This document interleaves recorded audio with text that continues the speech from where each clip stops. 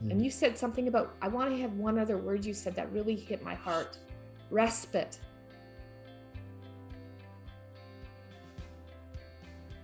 You used the word respite, Ian. Did you know that? Yep. Find things that give you respite.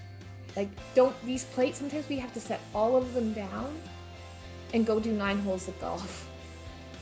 When you have so much that you're on your mind and to think about, I just need to go and hit that white thing. For me, that's my meditation practice. I can't be out of my body if I'm going to play golf. It won't work. Whatever it is, find respite somewhere where you just put those plates down. That's what I was picking up, Ian. That word really hit my heart. We need to do that for ourselves.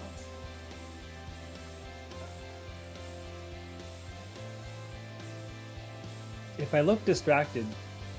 Yeah, well, we saw your chest, so I was wondering what was going on there. I'm flashing you is what's happening. I thought so. No, I saw we have baby robins that are in a nest. And we were looking at them yesterday, and they're kind of like walking around on the beam that they're on, but they only have less than 6 inches to move around.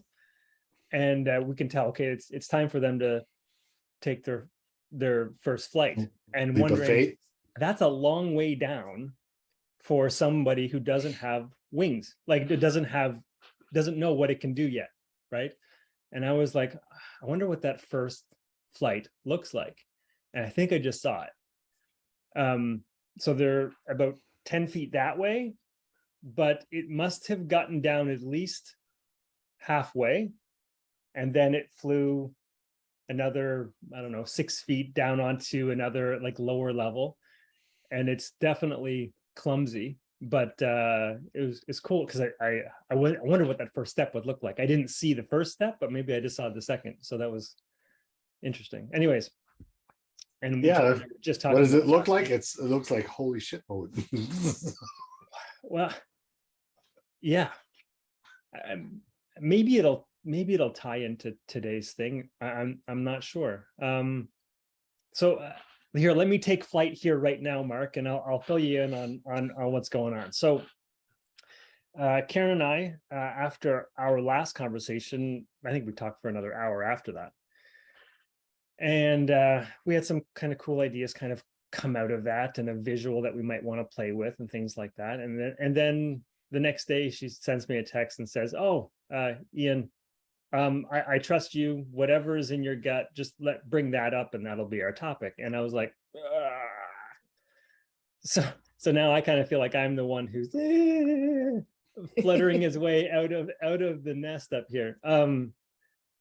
But so this is what came up. So we started talking about some stuff, and then I started playing with the idea, but it felt forced.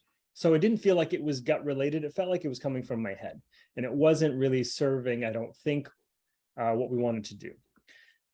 So in a nutshell, Mark, what we want to do is to start doing some topics instead, because we've already laid the foundation. We've already kind of put out a lot of our tools and our basic principles that we use in our work together. But now, how can we interject a subject or a topic, and then we can each speak into it via our experience and then tools or whatever we think that would support that conversation in a practical way. So bringing it down to the everyday person when they struggle with something, okay, this is something that we could do with them, or this is how we could support them, or how coaching could support them. Make sense? So like I said it felt like the topic was forced. So I was like, okay. So I kind of let it go for a few days, and I'm trying to figure out, okay, what's my gut wanting to tell me? What's going on inside? And I've had a lot of things. It felt like a lot of things have been happening the past few weeks. They don't feel related, but I think they all kind of coalesced this morning for me. So like I've had a lot of kind of business stuff going on lately. I've felt quite like I've had like retiring clients. I've had a lot of bills come in that have kind of been unexpected, that have been kind of stressful. COVID has been circulating through the family. So that's been kind of another thing that's been occupying my mind. And then there was this topic thing. Okay, what's the topic going to be? So, and is this topic good enough? So a lot of this kind of the self-talk stuff started popping up inside of me as well. And will it tie in good enough for what we're doing with the coaching, coffee, and conversations? And in that kind of stressful, kind of forced focus that happened this morning, I was like, what the hell is it going to be? And it wasn't until I stopped and slowed down that it felt like I was able to kind of come up with something. And it's not a specific topic per se, but it's slowing down so we can speed up. So It sounds vaguely familiar. yeah, well, okay. So the term is one that we use a lot. However, the visual that I want to share with you is new.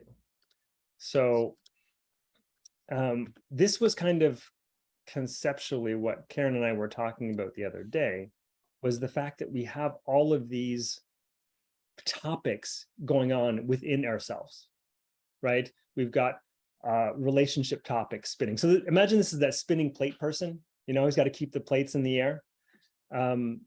Work-life balance. We've got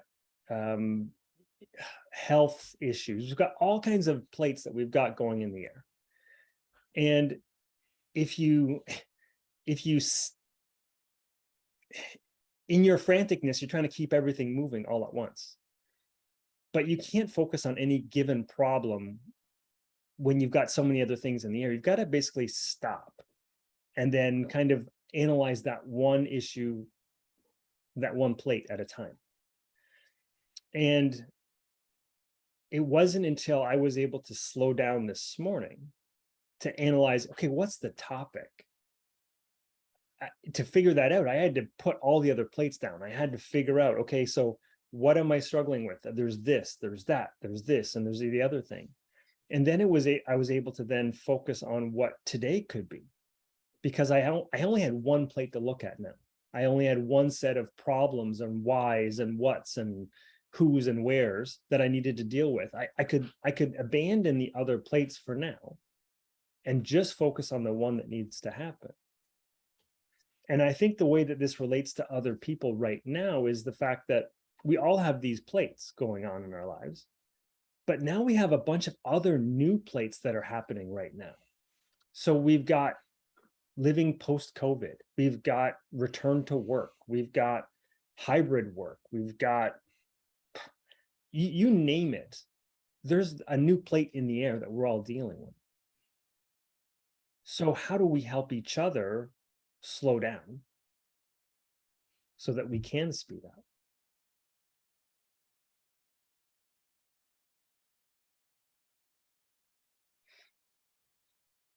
And a lot of the stuff is new.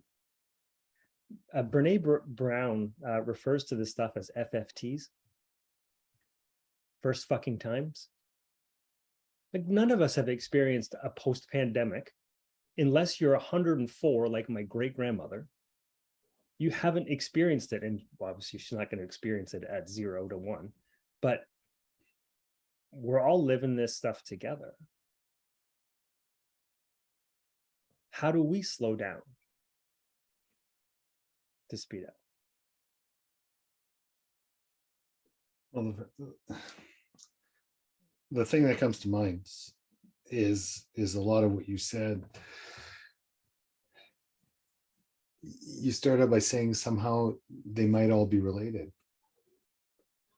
And for me, I wanted to nod profusely, because absolutely they are related. I used to love a saying, which was, it was like a funny, it could have been a comedian, I don't even know who said it. They say, wherever you go, there you are. But actually, Karen has another one, is wherever you go, you bring yourself along. And that means, I see it so often, I live it so often. I'm at work, I'm thinking about home. I'm at home, I'm thinking about work. It's messed up. And that complexity, those plates, and I just gave you two, and could be thinking about finance, could be thinking about family members. Are we ever going to get out of COVID? What about this job offer I'm getting? oh man, you factored a little voice in there. Not only am I confused, my little voice is confused. Like it's busy as heck. So in those cases, what happens, we go into that panic mode, that holy shit mode, and actually find myself stopping to breathe. But what does that do? That prevents the oxygen, which is, it does a lot of physiological things. And we'll go in, somebody else could go into more credible detail. But I am reading a book right now that refers to it, and it says, normally your fight or flight and your major muscles are taking all of the oxygen and the blood and everything else, and it's taken away from your brain, which you actually need to be able to respond. And I use that term intentionally because we find ourselves in the position when we're balancing all of these and we get a new one to react. And you know what? As I grow up, I want to respond more than I want to react, because I've seen what reactions do for me and for my relationships and for the results. And I get way better results when I respond, which ties into what you just said. So I went a long detour around to say, yeah, slowing down to go faster. If I can slow down and respond versus react, yeah, it gives me much better results. And you said a few key things: occupying my mind. These things are occupying my mind. Well, yeah, it gets busy in there. I get busy. I try to go to the grocery and I try to remember 3 things and I forget. There's just no more room. Okay. And I'm going to make in those holy shit moments, when I'm reactionary mode, I'm going to make a decision and I'm going to take an action. And it's probably the first one that comes to mind. It's the holy shit mode action and reaction, not necessarily the one I should be taking. It lacks innovation. It lacks looking at possibilities. It lacks any kind of interaction with somebody else. No time to consult my friends on this. I got to move. No time to sit and examine possibilities. I got to move. So it ties into the whole relationship possibilities in action. We just get to move in action because we've got so many plates. Another one coming. Got to find another body part I can balance a plate on. Okay, my head's already taken. Okay, I have 5 toes. Let's go with toes instead of foot now. But at one point it just gets ridiculous, and we're balancing, and we just need to make those split decisions.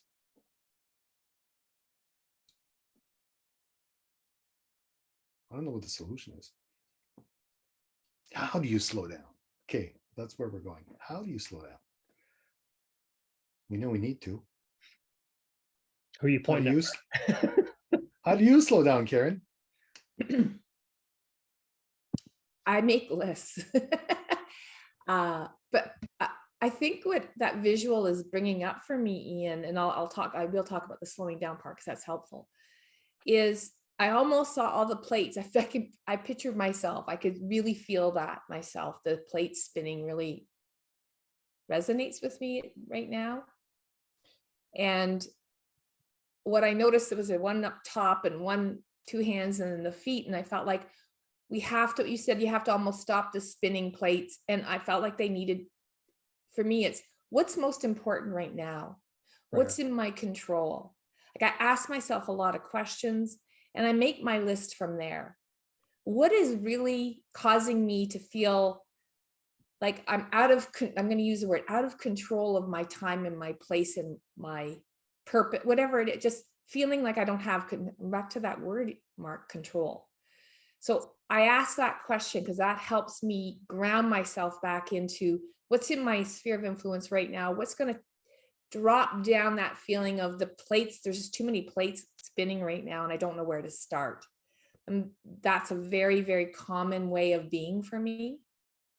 And I remember, if you remember, Ian, that visual that we did about being 100% response able versus feeling 100% responsible for all those plates. that has helped me to slow down my reaction time. You can't stop the reaction. That's just a body's way of being. You can slow it down and start to look at it and ask some questions, because you're right, they're all interrelated. So what makes sense right now in the sense of order that it needs to happen? So for me, that's my way. So Ann Gillis said something to me once. When you write it down, when Karen always says, write it down. And what Karen says, when you write it down, it makes it real. And that wasn't my words. That was her words of what she learned about writing it down. So that's one of my strategies. You asked me, how do I slow down? That's very, very helpful for me to put it down and then kind of say, well, what's going to be the right shape for that and formation for that, for it to work? And what, and you do see the interrelation happening. So I find it makes me calmer. So that's my way of slowing down, so I can respond, Mark, in a way that's going to really support me and the things that I want to make happen in my life or for others. What about you, Ian? What was coming to mind for me is, of course, priorities is very helpful. So being able to stop and analyze things in a list, I'm a big proponent of lists as well, because at least it's out of your head and it's somewhere where you can see it. So you can work from a different part of your brain, I think, when that's happening. But there's a paralysis that happens when you have too many things happening at once. It's like if you go to a golf instructor and they give you 5 things to focus on, you can't focus on 5 things. You give them one thing to focus on. Okay, let's just keep your hand in this position for the next 30 swings. Okay, I can do that, right? But if you say, make sure you check your hands and tuck your elbow and make sure your feet are this way and your back is this way, there's just too many things to focus on at one time. But if you can break it down to one, that's supportive. And when I went through this process this morning, it really wasn't about the things that were there. It was the way I was being in the things. I wasn't able to be present with each of these problems. I was freaking out about what I didn't know. So I was spinning on not knowing. And what if, and if I don't bring a good topic, and like just the voice and the kind of the holy shit mode that's going on in my head, that way of being does not support any sort of resolution to any one of my plates. So being able to get out of that, lay it out on paper and go, okay, what's the common theme here? Because the common theme wasn't each of these topics. It's how do I deal with having multiple topics? That's my topic. And then letting go of what it's going to be with us, and just know that that part will show up on its own. That I just have to be present, show up with how I am being, because that's going to support everybody. We all have multiple challenges, but how can I be so that I can actually see possibility?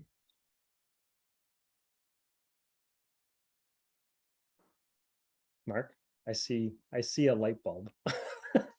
Yeah, because I'm still living I'm still reliving your intentional presentation of all the topics, and obviously my little voice went in my head at that point. So you were saying yours, and I was half listening to you and half in my own head hearing all of my things. And when people ask me how's it going lately, my initial reaction is I feel like a one-legged man in a butt kicking contest. So that's another analogy to another comparison to you, but I like the plate spinning one even better. The thing is, you just nailed it, because it affects our way of being. It triggers that, yeah, but holy shit, fear, doubt, and worry mode. And that whole way of being. And if not, we're going to tie this back to a lot of other stuff we talked about in the previous conversations, which is, if I'm not being in the right way, then I can't do what I need to do and I can't have what I want to have. So my way of being is affected.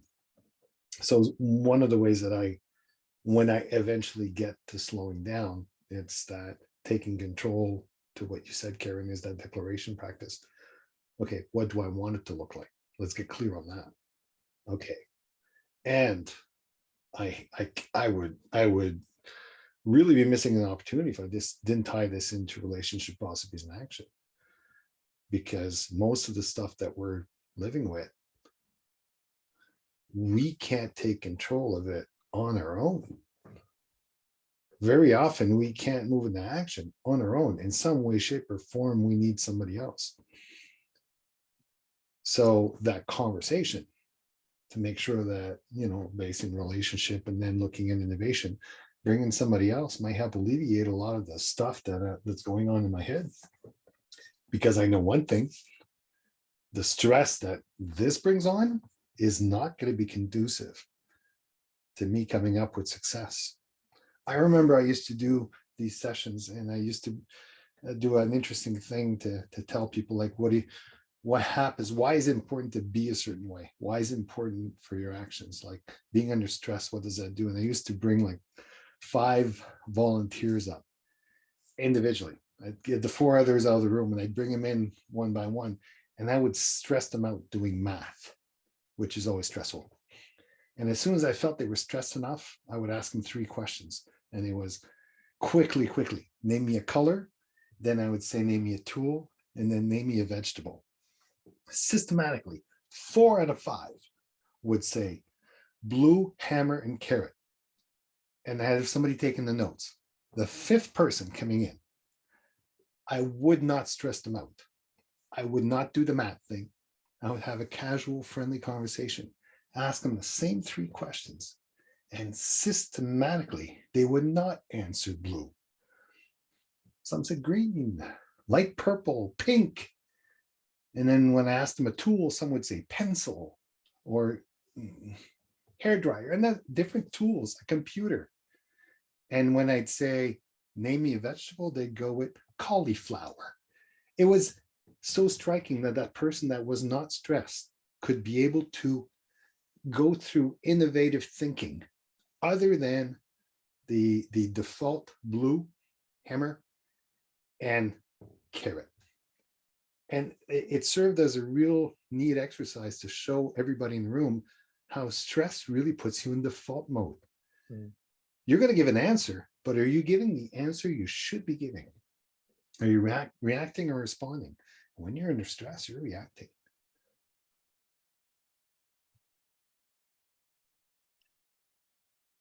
What I want to add to that, Mark, I really like that, by the way, that when you're in stress, because the coaching conversation, if done well, if set up well, will create that safe place to explore, to let that stuff out. And it acts as a space for the slowing down to be a part of that process, to let it out. And one of the things I was thinking about when I was calming down from my holy shit mode this morning was, well, maybe I could jump on a call with Karen early and we could kind of hammer things out a little bit. But even in having the idea to do that was enough for me to go, it was slowing me down to get myself into a place of more peace, more calm, and more trust, which is the opposite of where holy shit is. So as I slowed down, there was more clarity that was ensuing. I'm going to set up Karen here, because, and I'm going to make a statement, and you're going to all be able to relate. How often you've been in a conversation, whether it's a coaching conversation or a high stress conversation, and all of a sudden there gets to that point, hopefully, where the person goes, and then progress starts after that point. And I'm setting Karen up to talk about breathing, because you introduced us to breathing in no way that I've ever been open to hearing about it before. Yeah. It's so important. In order to breathe, people need to be listened to first. I think we're short of breath. We're way up here in our lungs when we're under stress, right? We're not breathing into our bellies. We're way in our head. We're feeding so allowing people the space, and Ian does a fantastic job of that. I will say, with me, he's fantastic. He's listened a lot to me, but it gives me permission to get it all out. And this started, Mark, when my girlfriend was up at the lake. I was telling Ian the story, and she's selling her house. It's been in it for 35 years. It's the right market. Anyways, she's always stressed, but it was like at 3,000%. And I spent the first hour and a half of our precious 3 hours letting her unload everything. Staying curious, staying curious, staying curious. And really showing some, like, what else is going on? What else is going on? What are your worries? And so it allowed her to literally get everything out, and I could see her body starting to relax. And so the breathing for me is just allowing. You said something about the body being under stress, Mark. Did you not say that when we're under stress, it deprives us of access to I think it just deprives us of oxygen, which is really important for our body to function. Like, I take it from very much a physiological, deep breathing, slowing down your heart rate. Like, as much as people don't want to believe in this breathing meditation, it's hard to do, I know that. But moments, 30 seconds, 45 seconds, 1 minute, many of the way we start when we engage in our group work with people that are coming to work with us, that they value so much, just 90 seconds of us just walking them through how to do that, and just to slow down the heart and slow down the breathing. It has this magical way, what Ian talked about, clearing the mind or decluttering it a bit so that you can start to look at it more cognitively, more kind of dissecting it apart. And I think one of you said it, and I wrote it down, is less is more. This idea that there's just so much going on right now. And the second thing is, we haven't been through some of these things before, at least in our living time. Going through the pandemic cycle, we're in another cycle. It's not going away, but now we're traveling in a new way with integration to the workplace, and lots of people are changing jobs. People are wanting to have work. There's just a lot of things that are opening up, is the word I'm going to use, that we haven't had to make choices around or wrestle with in some ways. Do I want that? Do I not want that? Employers, managers, families, it's really big. But here's what's so cool about this. And I said this at the very beginning. For the first time in my lifetime, everyone's doing it together. We're all in the same experience, maybe not the exactly same things happening, but for the first time, it's relatable to all of us. I've never had that in my living time, that the entire world, but even in our own spheres of influence, our friends and families, we're all experiencing this for the first time together. What an opportunity to find your own path, but you don't have to do it by yourself. You don't have to feel, oh, I'm the only one faced with this. There's a possibility there. And I think what's beautiful about that is we can talk about it together. And I think with the coaching world, there's more than one right way through this. So the relationship, really allowing people to nail down what's important to them and what they want to create in their lives, and what would success look like. I think you said that, Ian. What's the outcome I want?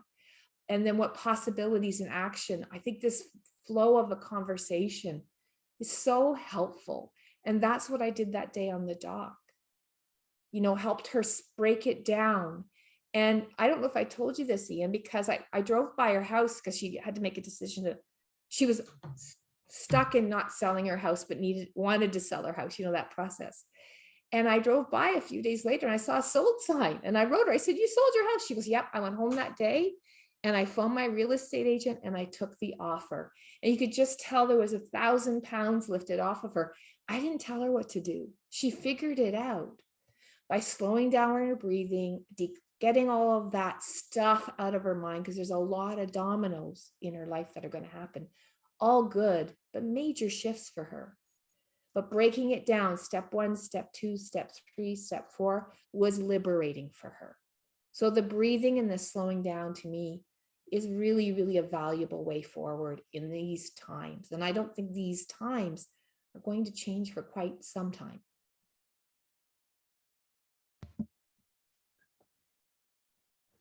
You're absolutely right about the physiological.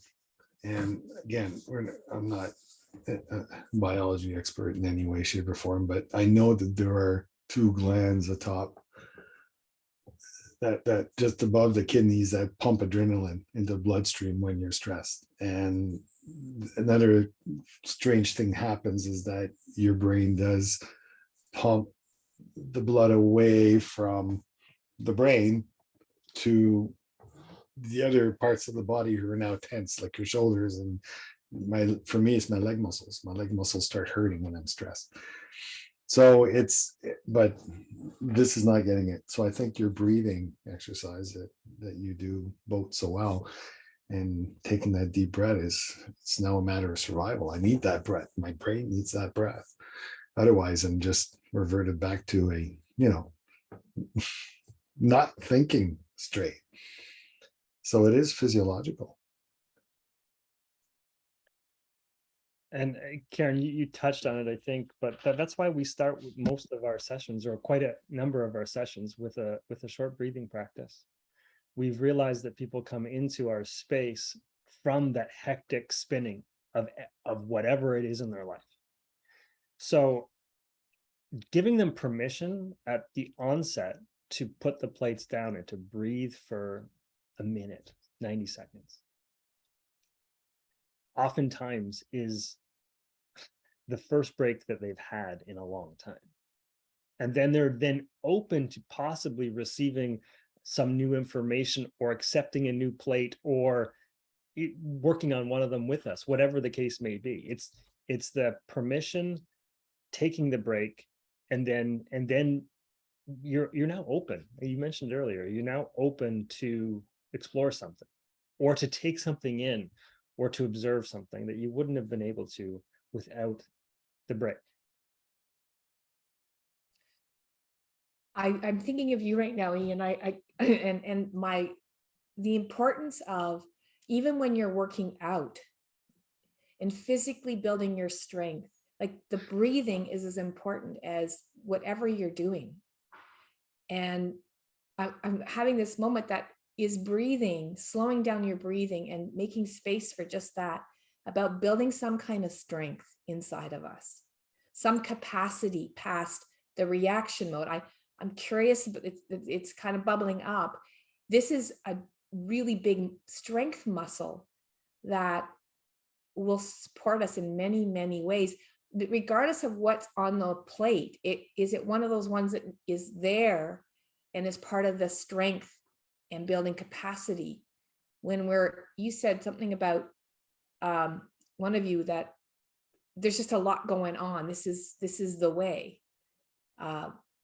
And I just wondered if that was something I just picked it up. Breathing isn't just about the slowing down and being quiet.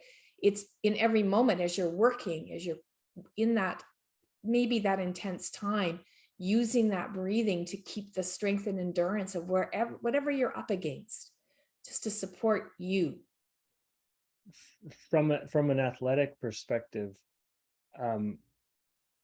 I think the breathing has been an afterthought for most. So it's working on capacity, working on strength.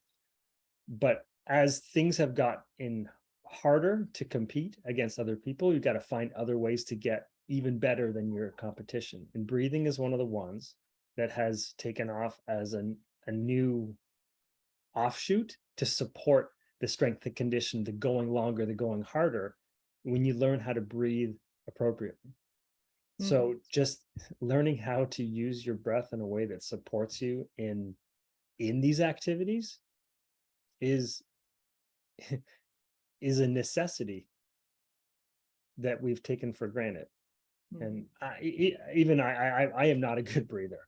I am not. And I catch myself up here a lot.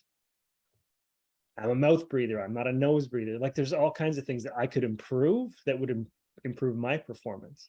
And until I take the time to develop that skill, I will not get better in the other aspects of my physical life. So I'm buying into the physiological aspect of breathing 100%, 200% if you want. But even if you don't buy into that, if you take even the breath for its pause value, it's amazing. So let's not answer right away. Let's take a deep breath and give myself that extra 5-6 seconds to just think about, even as a pause. I was introduced to that when I was doing Toastmasters, and it was one of the strategies to get you away from saying and ah and all those verbal hesitations. And somebody said, try inserting a pause between what you say instead of the ums and the uhs. And it then becomes second nature. And it sounds even better. So it makes it sound even better, but it's really giving you the opportunity to think between it and breathe, oxygenate your brain. That pause has, that breathing has many values. Again, I can't tell you how many times I've done it. I've seen you two do it, and I've seen others do it. We're in a tough conversation, difficult conversation, an emotional conversation, a high stress conversation, and all of a sudden that big deep breath comes in. That's a clue. We're getting somewhere now. We've just either parked something or gotten to that point, that pivotal point where, okay, I think I'm getting perspective now. Or it could be that desperation point where we're now taking that deep sigh. Well, that's when that means your brain needed the oxygen. It took it. It's just striking me now how important that breathing element is. I remember when Karen used to have us do the breathing exercises before, and I was like, no, not this again. And honestly, and then it was like, okay, now I get it. Because then you do it reluctantly the first time, and then you realize, I feel so much better. What just happened? Okay, maybe I wasn't breathing. I was depriving oxygen to my head. Mark, you say this, okay? So maybe intellectually you think, oh yeah, the breathing, whatever, blah, blah, blah.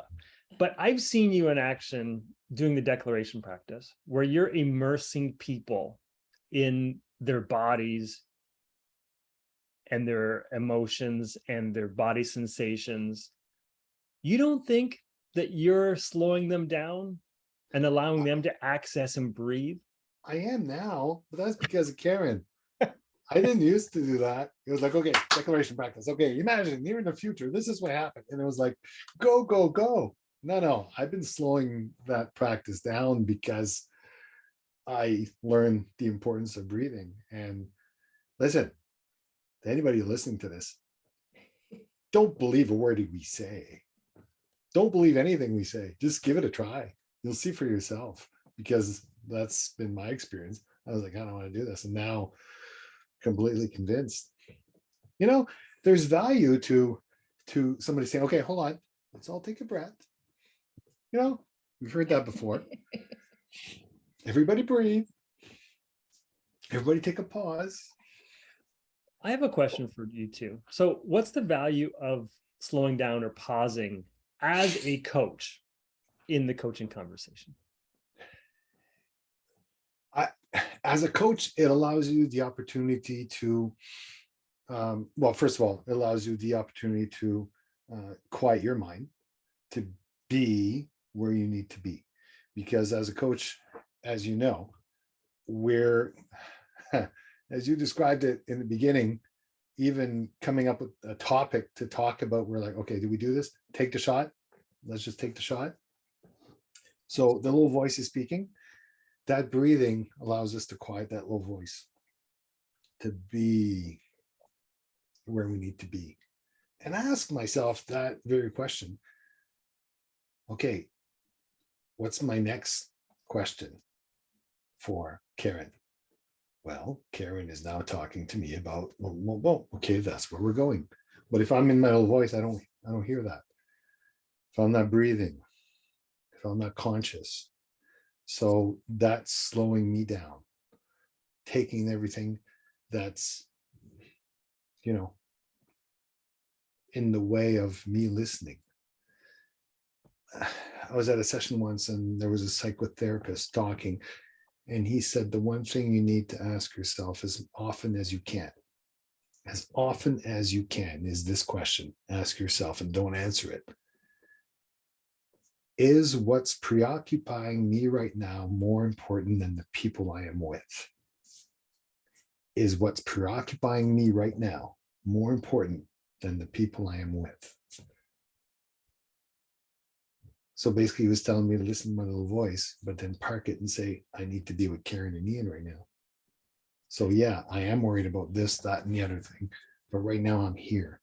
So he was teaching us how to be here, but with that intentional question. Being in the moment is hard. Staying in the moment, even harder. I can get there, but I don't stay there. So how do you stay there? And by answering that question, is what's preoccupying me right now more important than the people I'm with? Usually the answer is no.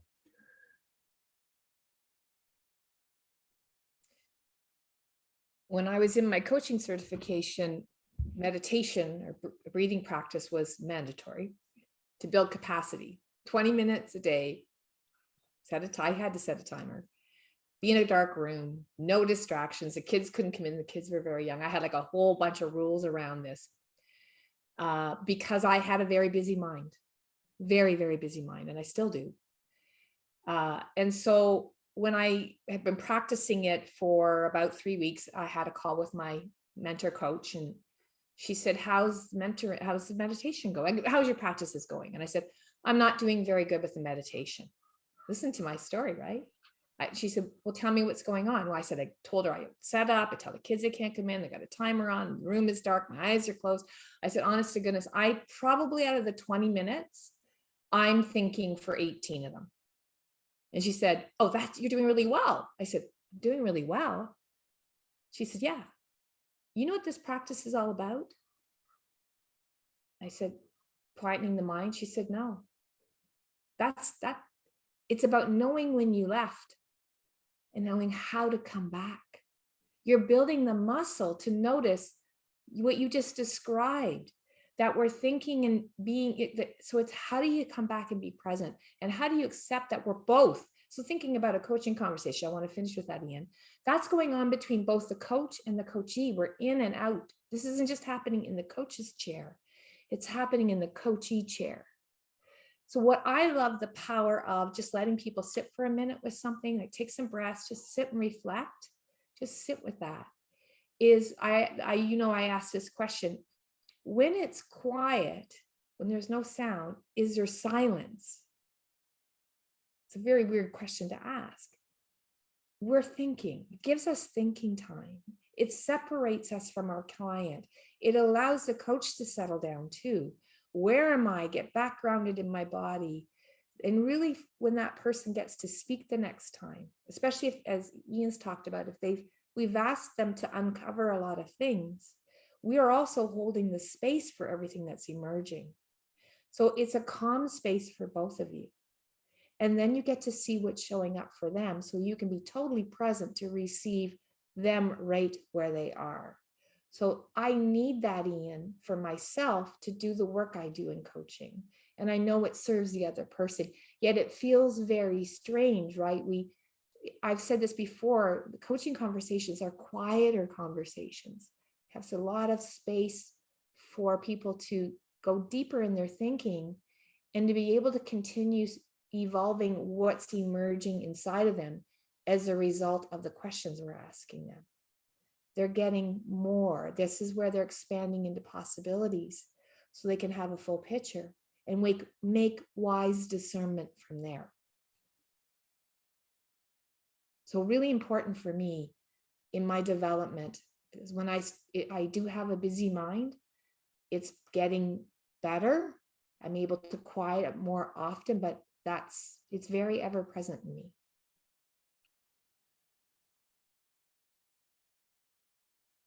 What about you, Ian? I'm just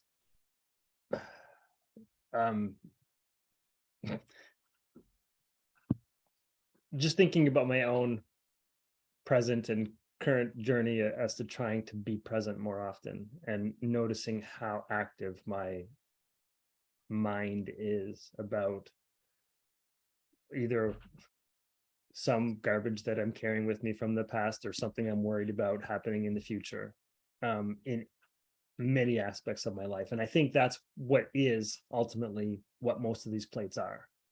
It's old baggage or worry about something that's going to happen, or something that I'm trying to prevent from happening, or something like that.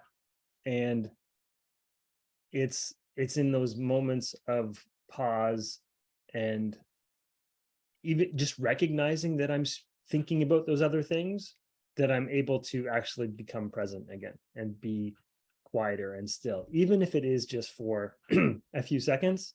It is a respite from the active mind, and I have a very active one. And I just told you guys a couple of weeks ago, I think I've had, coming out of a meditation, I felt like it was the first time in a long time, if not the first time, where I felt like I completely detached from the thoughts that I was, or the thoughts that I thought I was, and was able to just be.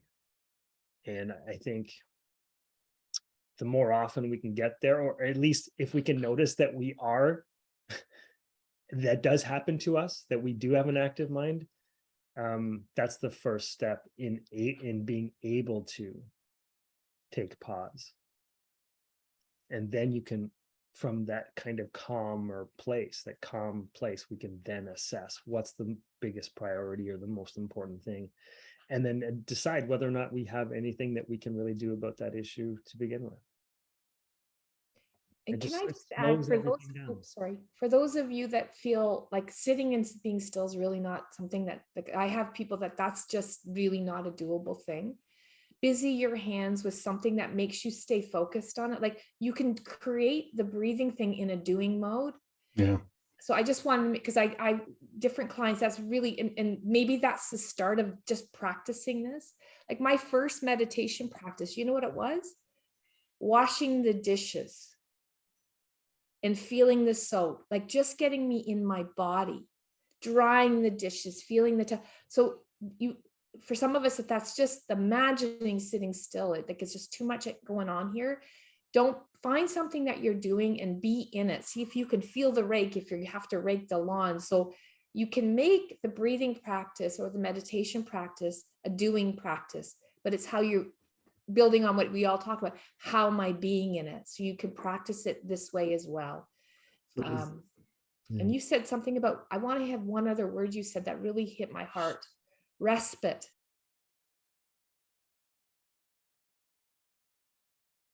You used the word respite, Ian. Did you know that? Yep. Mm-hmm. Find things that give you respite. Like, these plates, sometimes we have to set all of them down and go do 9 holes of golf. When you have so much that you're on your mind and to think about, but just need to go and hit that white thing. For me, that's my meditation practice. I can't be out of my body if I'm going to play golf. It won't work. Whatever it is, find respite somewhere where you just put those plates down. That's what I was picking up, Ian. That word really hit my heart, that we need to do that for ourselves. That respite word really resonated with me. I think if we go back and watch this video, you'll probably see Karen and I both going like that because it really hit. Thanks for that gift, Ian. It reminded me right away when you said that of something that I'd kind of forgotten, but I haven't been really doing lately, which was taught to me by one of my coaches, which is called a state change. And it responds to what you just said, Karen. And it was taught to me that 4 places that I can go. So we have the emotional, spiritual, the mental, and the physical. And when one of those is in holy crap mode or is in, stress level, let's say that I'm in an emotional stress level, well, going to another one, like you just described, Karen, helps alleviate and give you that respite. So you're emotionally stressed, you go to the physical, you go work out. Okay, it takes it away. Or you go spiritual for some people, or you go mental, intellectual. Okay. And the same thing. You're intellectually challenged, go physical, go spiritual, go emotional, go laugh. You're physically tired, emotional, spirit. So they kind of, I put them in a quadrant and just cross to another one. And we used to do that in police work, because we would get to that really stressful state, or that really tired state of a long 12-hour shift. And all of a sudden we'd get a call. Oh, we're not tired anymore, because now the stress level is now taking that away. So it kind of gives you proof that it can work.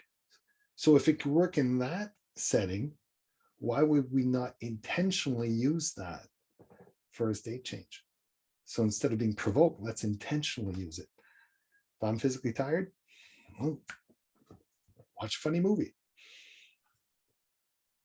So those four are really have been really key for me. I just seem to have forgotten them lately. So thanks for that respite word, because it triggered those four, that quadrant with those four in it for me. And I just want to clarify something. If somebody is watching this going, well, isn't that avoidance? And isn't that avoiding? No, I can hear a voice going, oh yeah, oh yeah. Then you're avoiding the problem. What I want to say, just in furtherance to what Mark is saying, is that sometimes you just have to you need to distract yourself from the problem to get the answers. Some of that for people is going to be meditation. Some of it's going to be breathing. Some of it's going to be an act, like a doing meditation, like Karen's saying, where you're focused on the sensation and the feeling of doing the dishes or gardening or whatever it is. And in that state change, as Mark is saying, is where the wisdom has an opportunity to come up, because your mind is now turned off. Perspective. It's not watching mind-numbing TV for hours and hours and hours and hours and hours and hours to avoid the problem, or deep dive yourself into a romance novel to avoid the problem. It's not that. It's I'm just going to change my environment, internal or external, to help open up possibility for that wisdom to come through. Pet a dog for 5 minutes. Sing a song. Pray. Go for a quick 2-minute walk around the house. Those are three different quadrants. They're not the same. Yeah, that's awesome. No, that's a really good point, Ian. That's all I got for this one. That's a lot. There's a lot there.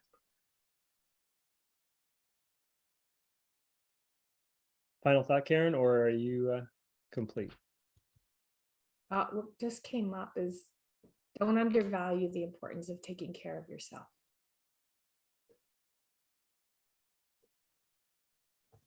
Mark? My little voice is going, but in a really good way.